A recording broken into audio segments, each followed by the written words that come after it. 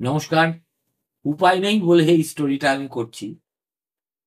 সেটা হচ্ছে সন্ধ্যাবেলা রটে গিয়েছিল জিনাতের গায়ে নাকি ঘুম পাড়ানি গুলি লেগেছে এবং লোকজন আশা করতে শুরু করেছিলেন এবার হয়তো ঘুমন্ত বাঘিনীকে 11 দিন পরে খাঁচাবন্দি করে তার স্বগৃহ শিমলিপালে ফেরত পাঠানো হবে। কিন্তু সন্ধে হওয়ার পর বোঝা গেল ওই যে শেক্সপিয়ার লিখেছিলেন না, to be or not to be, এখানেও দেখলাম গুলি লেগেছে কি লাগেনি সেটা বোঝাই গেল না। বন দপ্তরের লোকেরা রবীন্দ্রসঙ্গীত জানলে একটুখানি একটা গানের সামান্য অদল বদল করে গাইতেই পারেন। সে কি গুলি খেলো না খেলো না বোঝা গেল না, সে কি মায়া নাকি স্বপন ছায়া। দেখুন, এই যে বাঘিনী, মাত্র 3 বছর বয়স, নাম জিনাত, 11 দিন ধরে যে খেল সে দেখাচ্ছে, শিমলিপালের বনকর্মী, সুন্দরবনের বনকর্মী, যেখানে যাচ্ছে সেখানকার স্থানীয় প্রশাসনের লোকজন, অসংখ্য গাড়ি ভর্তি জাল, খাঁচা এবং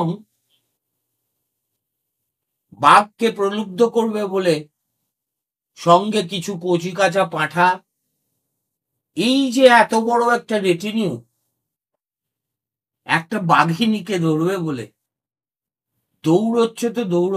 দৌড়চ্ছেই। আমি শেষবার একে নিয়ে ভিডিও করেছিলাম যখন সে মেদিনীপুরের বেলপাহাড়ি দেখে ওই পুরুলিয়ার চিল্কা জঙ্গল নাকি নামটা আমার এক্স্যাক্টলি মনে পড়ছে না, সেই ঘন জঙ্গলে চলে যায়।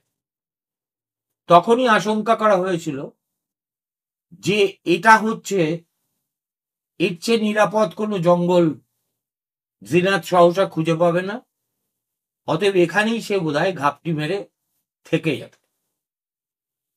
থেকেও ছিল, 5-6 দিন ছিল।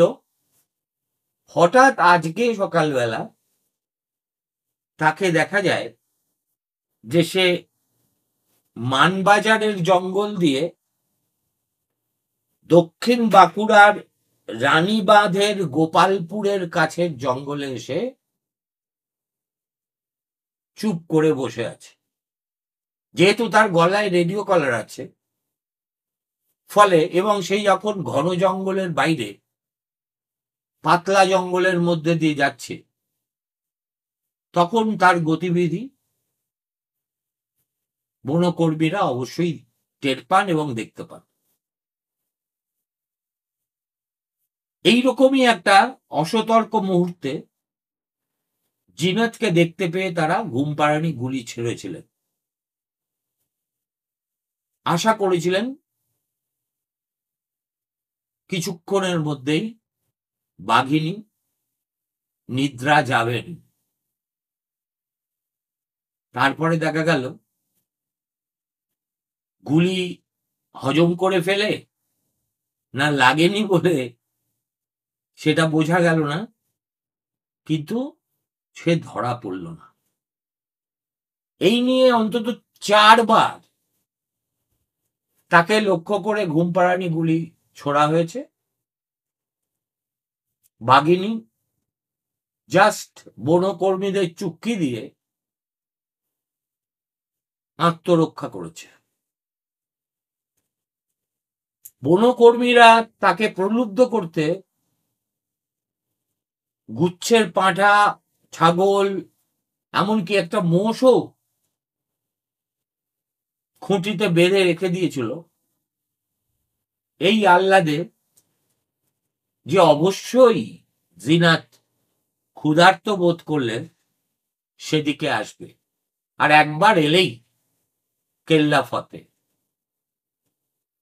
মানুষের বুদ্ধির চেয়েও বাঘবাঘিনীর বুদ্ধি বেশি হয় কিনা আমি জানি না, কেননা আমি সত্যি ওয়াইল্ড লাইফ বিশেষজ্ঞ নই।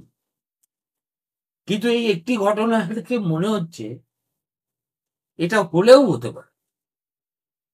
নইলে 11 দিন ধরে অবিশ্রান্ত পথ চলা একজন বাঘিনী বিবিধ জঙ্গলে তার জন্য খাদ্য সামগ্রী অলমোস্ট জামাই ষষ্ঠীর নিমন্ত্রিত জামাইয়ের সামনে থালা বাড়িয়ে দেওয়ার মতো করে বাড়িয়ে দেওয়া হচ্ছে, কিন্তু সে প্রলোভনে পা দিচ্ছে না। এরপরে আর যাই হোক, তার বুদ্ধিমত্তা নিয়ে কোনো প্রশ্ন তোলা খুব বোকামি হবে। সবচেয়ে বড় কথা কি জানেন, যেটা আগের দিনও বলেছিলাম, এ এক আশ্চর্য বাঘিনী। হয়তো আগের জন্মে পরিব্রাজক ছিল,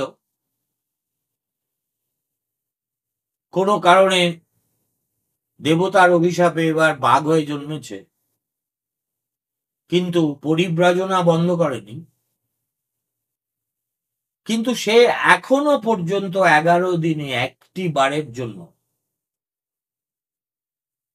লোকালয়ে এসে তার মুখশ্রী দেখায়নি। একবারও হালুম বলে গর্জন করে গ্রামের মানুষের পিত্তি চটকে দেয়নি। যদিও তার ভয়ে যখন যেখানেই যে জঙ্গলেই সে থেকেছে, তার চারপাশের গ্রামের মানুষ প্রায় মধুসূদন অবস্থা শুরু করে দিয়েছে। জঙ্গলে যাওয়া বন্ধ হয়ে গেছে, সন্ধ্যের পরে রাস্তায় বেরোনো বন্ধ হয়ে গেছে। আজকে তো দেখছিলাম বান্দোয়ানে ওই জালের সামনে ওখানকার স্থানীয় জনপদের লোকজন জড়ো হয়ে বনকর্মী এবং পুলিশের সঙ্গে খুব উত্তপ্ত বাক্য বিনিময় করছে। একথা অবশ্যই স্বীকার্য যে এই বাঘিনীর উৎপাতে কত গ্রামের মানুষের রাতের ঘুম যে চলে গেল এই 11 দিনে, তার সঠিক হিসেব আমার কাছে নেই। কিন্তু যে বাঘিনী জঙ্গল থেকে বেরোলোই না, তাকে কেন্দ্র করে মানুষের এত শোরগোল কেন? ভয়। কিন্তু বনপথ ছাড়া এই জিনাত অন্য কোনো পথ পছন্দ করে না, এবং জানে দিনের বেলায় বেশি হাঁটাহাঁটি করলে সে হয়তো ধরা পড়ে যাবে। তাই সে চুপটি করে সারাটা দিন কোথাও আত্মগোপন করে বসে থাকে বা ঘুমোয়। তার পথ চলা শুরু হয় সন্ধ্যা নামলে। আর দেখুন, কলকাতায় তো শীত বলে কোনো বস্তু নেই। বাঁকুড়া, পুরুলিয়া, মেদিনীপুরের ওই তল্লাটে শীত কলকাতার তুলনায় অনেক গভীর। কুয়াশাও প্রচন্ড পড়ে। অতএব this tigress has chosen her own path, own time, এবং তার নিজের শিকার সে নিজেই করে। তার মানে কি, আপাদমস্তক একটা স্বাবলম্বী এবং অহেতুক মানুষের অনিষ্ট না করা একটি অসহায় পথভ্রষ্ট বাঘিনী। বান্দোয়ানের যে জঙ্গলে সে আছে, তার চারপাশটা একেবারে জাল দিয়ে ঘিরে দেওয়া হয়েছে। কালকে বনকর্মীরা আশা করছেন আজকে বিকেলের প্রয়াস যদি ব্যর্থ হয়েও থাকে, তাহলে আগামীকাল হয়তো তারা সাফল্যের মুখ দেখলেও দেখতে পারে। কিন্তু বাঘিনীকে যদি ফিরে যেতে হয়, তাহলে আবার সেই মানবাজারের রাস্তা দিয়ে রাইকার জঙ্গলেই হয়তো যেতে হবে, কেননা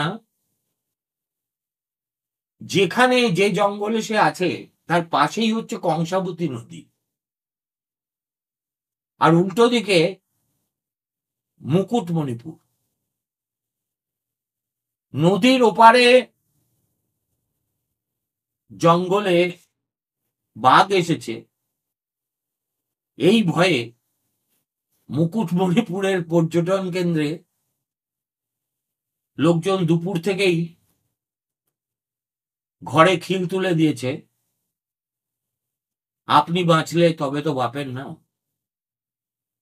আমিও ঈশ্বরের কাছে প্রার্থনা করছি, অনেক হয়েছে বাছাধন, কালকে ঘুমিয়ে পড়ো এবং দুগ্গা দুগ্গা বলে শিমলিপালে ফিরে যাও। নমস্কার।